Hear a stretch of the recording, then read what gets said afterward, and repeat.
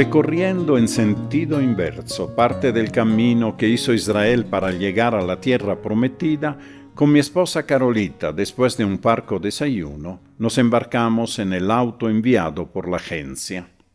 Dejamos Jerusalén y tras una rápida bajada evitamos Jericó y bordeamos el Mar Muerto, un lago salado sin vida 430 metros bajo el nivel del mar y con temperaturas mayores de 40 grados centígrados, cruzando territorio palestino por la carretera que termina a orillas del Mar Rojo en el balneario de Eilat, en la punta de un triángulo de desierto donde se dan cita, en un pañuelo de costa, las fronteras de Jordania, Israel y Egipto con el territorio de Arabia Saudita mirando de lejos. Está por demás remarcar que los discretos controles policiales están a cargo del ejército israelí. De hecho, nunca vimos un policía palestino. En el camino encontramos tres atractivos notables. Primero, la fortaleza de Masada, último y trágico refugio de los rebeldes judíos ante la arremetida de las legiones romanas en la guerra judía que narró Flavio Josefo.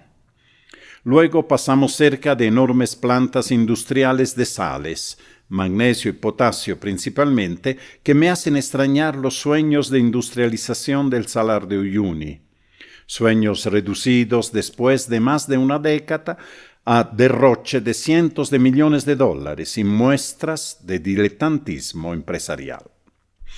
Por último, hacemos un alto en una fábrica de cosméticos, uno de los grandes emprendimientos de esa región, donde nuestras tarjetas de crédito dejan algunos rastros. Estas fábricas utilizan agua, plantas, barro y sal del Mar Muerto para producir cosméticos de alta gama, exportados a todo el mundo. También acá me pregunto, ¿qué impide que algo similar se haga en nuestros salares?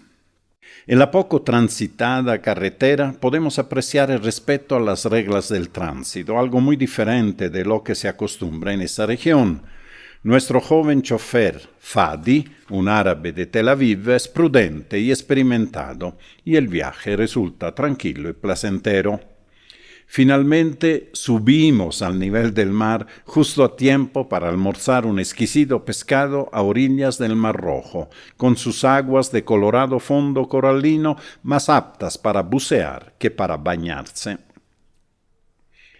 En la tarde, arrastrando las pesadas maletas bajo 42 grados de temperatura, cruzamos la frontera sin contratiempos, gozando por la cara de sorpresa de algunos funcionarios ante un raro pasaporte boliviano. Nos recibe la ciudad egipcia de Taba, que se extiende en un litoral de kilómetros de desierto, solo interrumpido por oasis de balnearios muy cotizados para vacacionar en Egipto. Llama mucho la atención la omnipresencia de la policía egipcia, posiblemente debido a esporádicos atentados terroristas que siguen sucediendo desde el sangriento golpe de Estado del general al-Sisi de 2013 contra el presidente Mohamed Morsi, el cual contaba con el apoyo de los hermanos musulmanes.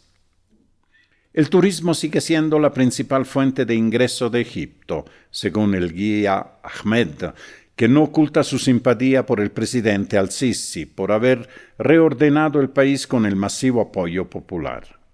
Sin embargo, comenta Ahmed, esta actividad se ha visto mermada por el terrorismo, aspecto que podemos comprobar a lo largo de toda nuestra estadía. Afortunadamente, el idioma común, Ahmed aprendió castellano en la universidad, permite abordar con cierta profundidad temas políticos y económicos.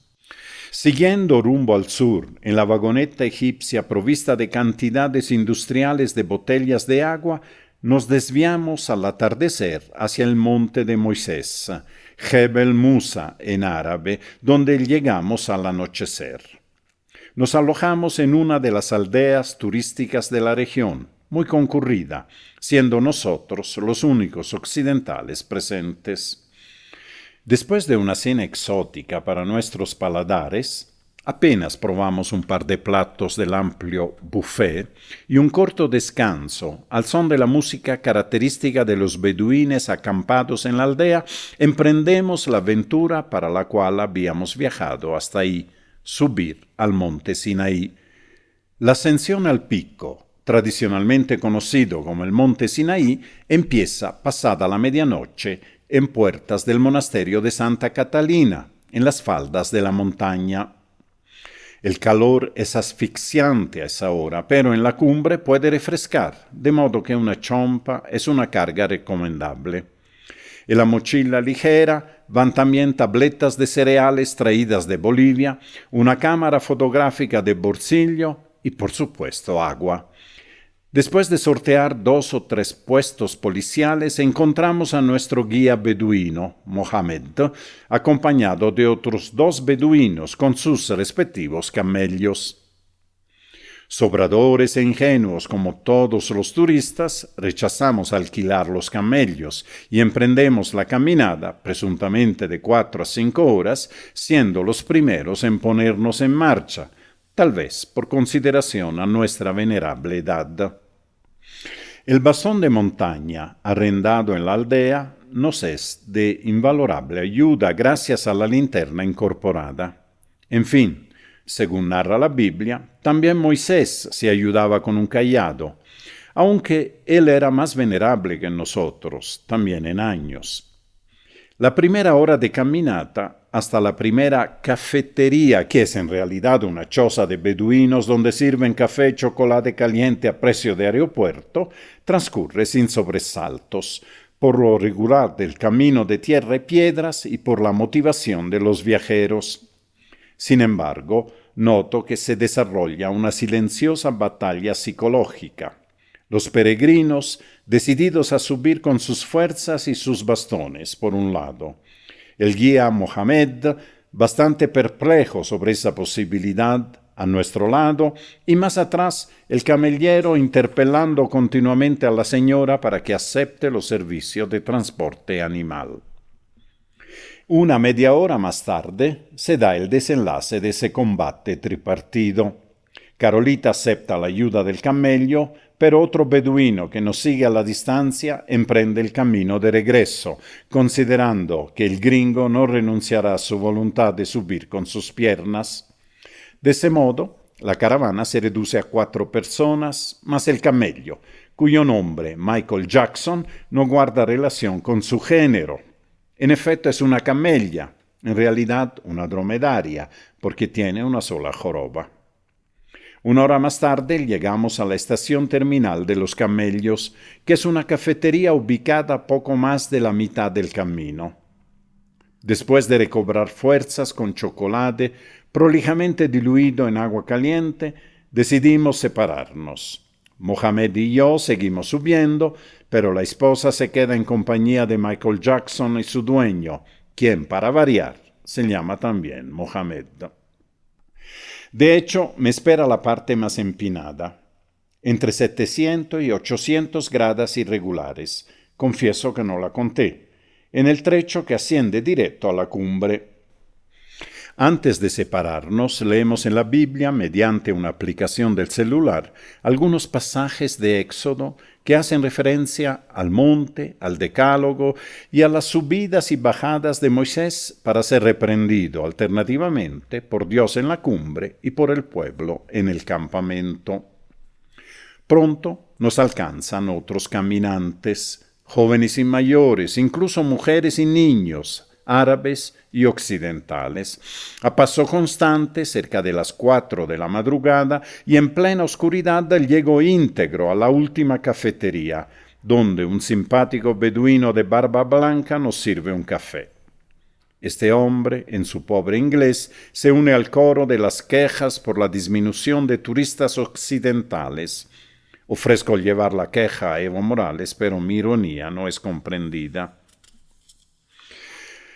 La cumbre se divisa al final de la última escalinada, que no exige más de 20 minutos de ascenso. Mohamed, todavía sorprendido por mi capacidad de subir a un ritmo aparentemente terminal, pero constante, Luego confesará que podía haber apostado que yo nunca llegaría a la cima. Insiste en que me recueste en una banqueta alfombrada. No tardo en quedar dormido, si vale la comparación, como Elías en el Horeb, monte que, dicho sea de paso, a veces se lo identifica con el Sinaí. Media hora después abro los ojos, demoro unos segundos en ubicarme hasta enfocar una estampa inesperada, un pálido claror que lucha por cruzar la puerta obstruida parcialmente por una sombra. Es mi buen amigo Mohamed, vigía de mi descanso. Miro el reloj y afortunadamente tengo tiempo para alcanzar la cumbre antes de la salida del sol. Mohamed me ofrece otro café caliente y me insta a subir solo, debido al poco espacio que hay allá arriba. De ese modo, cargando únicamente mi cámara de bolsillo, emprendo la última escalinata y me encuentro con una veintena de personas ya bien apostadas mirando al este. De hecho, recién entiendo que la mayoría de los turistas sube al Sinaí a esa hora para contemplar el amanecer, más que por aprecio a Moisés y a las 10 palabras. Desbordado por la emoción, hago un rápido reconocimiento de la cumbre, desde donde se aprecia una vista excepcional del macizo y del valle, con el monasterio al fondo. Me detengo ante una capilla con torre y campana de bronce sin reparar en cómo la habrán subido, y termino echándome sobre una enorme roca para gozar del amanecer detrás de un grupo de jóvenes alemanes y de una familia japonesa que, tal vez debido a mi traza, me pregunta si necesito ayuda. Discierno árabes y afroamericanas en otras rocas vecinas. Percibo que es el momento ideal para rezar y agradecer por esa experiencia, recordar a los seres queridos vivos y difuntos, valorar las raíces de mi fe cristiana donde Dios a Moisés y a su pueblo de dura cerviz, hasta que un arco amarillo despunta al este entre las ondas de los montes y se transforma, lenta e inexorablemente, en un disco anaranjado que baña el macizo con sus rayos dorados. Un día más de vida, de luz y de calor. Siguiendo las instrucciones de mi guía, emprendo velozmente la bajada, cuidando mis rodillas. Nos espera un largo día de travesía por el desierto del Sinaí para alcanzar el Cairo.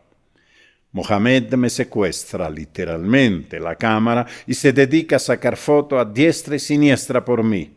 Un bonito detalle, pero me preocupa que se llene la memoria.